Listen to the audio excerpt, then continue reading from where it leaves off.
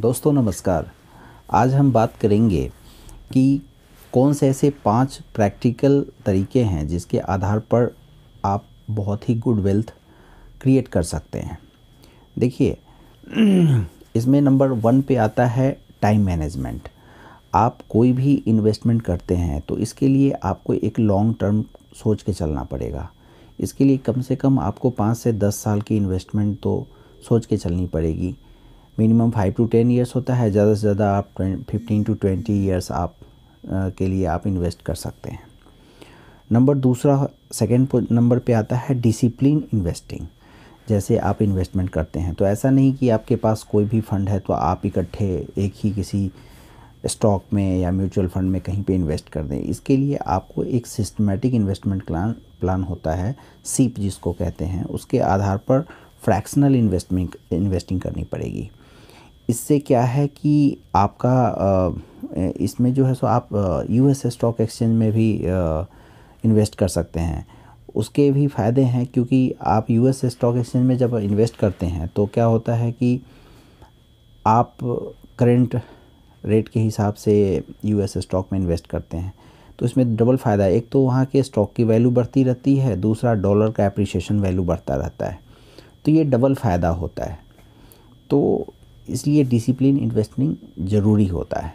Number 3 पे आता है डाइवर्सिफिकेशन। अब आप सारी इन्वेस्टमेंट को एक बास्केट में तो डाल नहीं सकते। अगर आप एक बास्केट में डालते हैं तो आपको लॉस हो सकता है।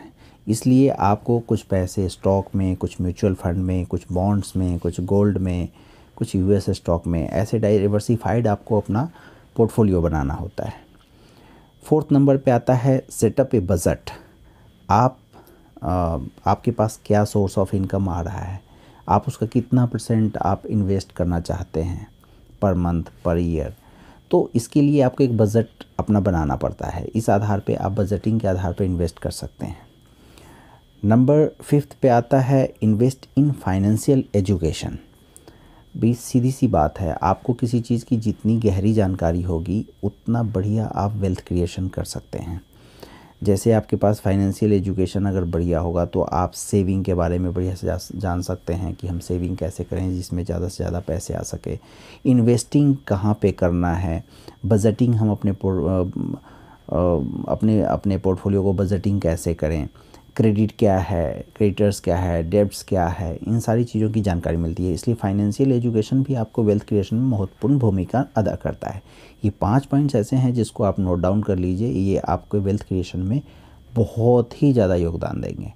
अगर को हमारा एक बात पसंद आया है तो हमारे चैनल को नए हैं आप तो सब्सक्राइब कीजिए फटाफट। Thank you very much.